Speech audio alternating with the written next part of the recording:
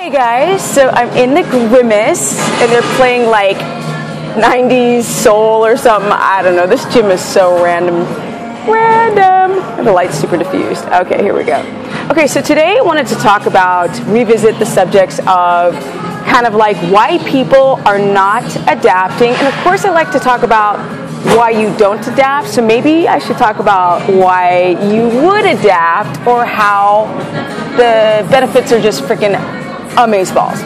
Okay, so with that said, the reason why some of you guys are not adapting per se is because you're not hitting your 5 levels of sleep.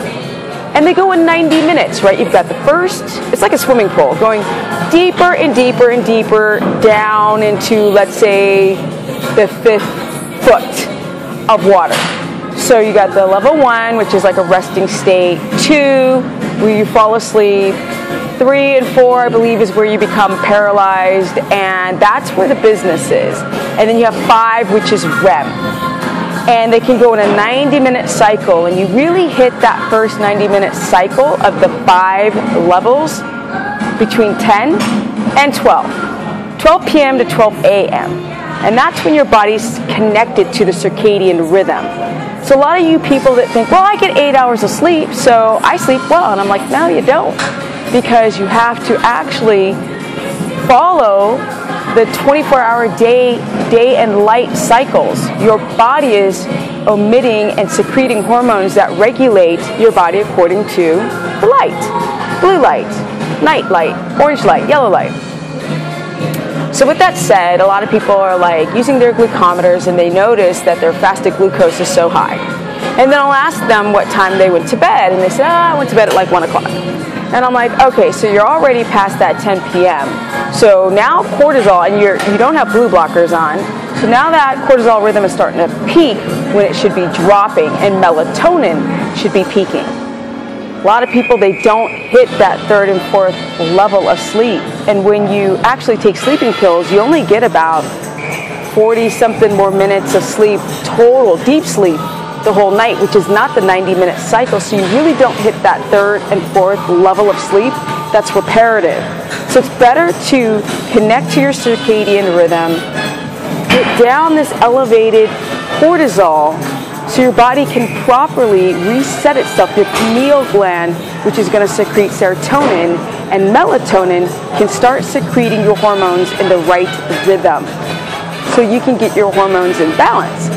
Often when you guys stay up so late, your adrenal glands here have to start overworking to give you this kind of like of energy to keep your body up at the same level of the actions that you're doing. So if you're working, if you're watching TV, if you're going down the rabbit holes on the internet, then and you're awake, your body has to secrete wakey hormones.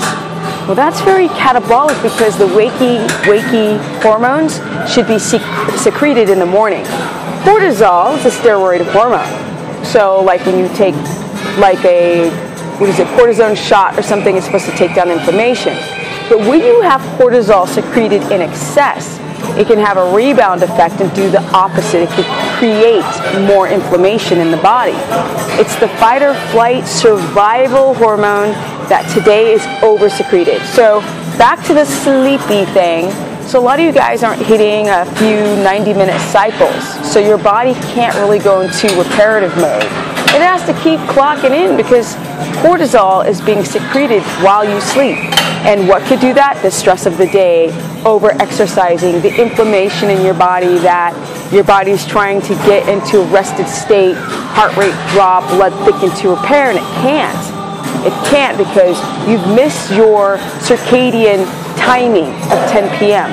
Now cortisol is having a slow release while you're sleeping and raising, oh, there's a helicopter up there, and raising your blood glucose while you sleep. Of course, that word, gluconeogenesis. So when you prick your finger in the morning and you check your blood glucose, it's high. And you're like, how is my blood glucose high? And I didn't eat anything since 5 p.m. the night before. And I'm like, always when your blood glucose is high, it's because your body is secreting cortisol from some kind of stress response. you have to go down again that rabbit's hole to find out what the root cause is to your stress, and why, pray tell, maybe while using a glucometer and trying to adapt for a few months that your glucose is 99, you're not sleeping as well as you thought you were. You're not hitting that third and fourth level of sleep. You're not reparative. So now your body's stressed because it's sitting around the second layer or level.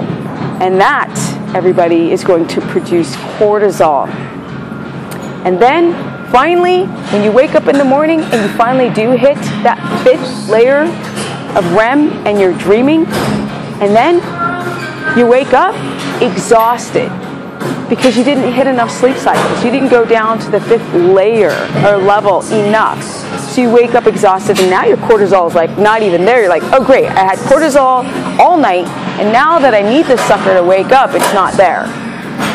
So that's what you got to think about when it comes to things like inverted, like when your cortisol is in the wrong rhythm or timing. And it doesn't matter keto. I mean, this is applicable to anything in life where you guys have a blood sugar dysregulation, because like your blood sugar shouldn't be up at 99 or 105, especially with your carbohydrates so low. And for those who've got glucose over 100, you might have a little insulin resistance going on, which means it's a great sign, not great, great as in greatly terrible, that you're not balancing your blood glucose. So you guys, that's just a little quickie video talking about blood sugar dysregulation. I always say that word and people aren't connecting the dots. The blood sugar dysregulation is your body's adrenal glands are overworking. Then you're producing adrenaline, which is going to gluconeogenesis, which is breaking down the amino acids and converting it into glucose. Yeah. And so this is so, you can get through your day. So you're not in a coma, but now you're over-secreting insulin all the time, and that mechanism wears out. And then you're eating processed carbohydrates that zing your blood glucose too high, because we can only handle that teaspoon. You're going 10 teaspoons of glucose. Your body's like over-secreting insulin, and it's a problem. Because now insulin doesn't work very well, and you can't get the nutrient into the cell.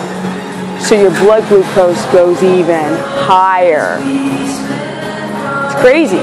And you could have like 105 and 110 blood glucose and crawling on the floor.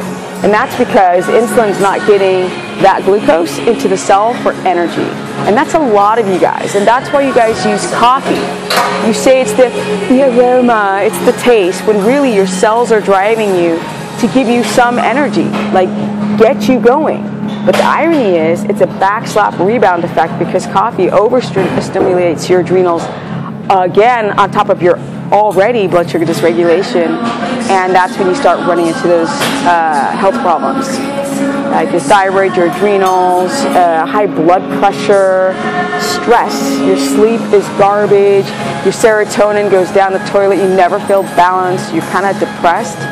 It's stuff I always talk about, but I really just wanted to talk about the sleep cycles because it's the number one thing that you all have to consider, keto or not, to get your body in balance. You can't heal, you can't get muscle, you can't get ripped, you can't lose the belly fat and the cellulite and the saddlebags and the wrinkles and all of this depression unless you hit that third, fourth layer or level of sleep and REM, the fifth. Peace out, guys. StephaniePerson.com or Stephanie the Business Person on my Facebook page, or Stephanie Ketogenic on Instagram if you want to learn more. Peace out. Booyah.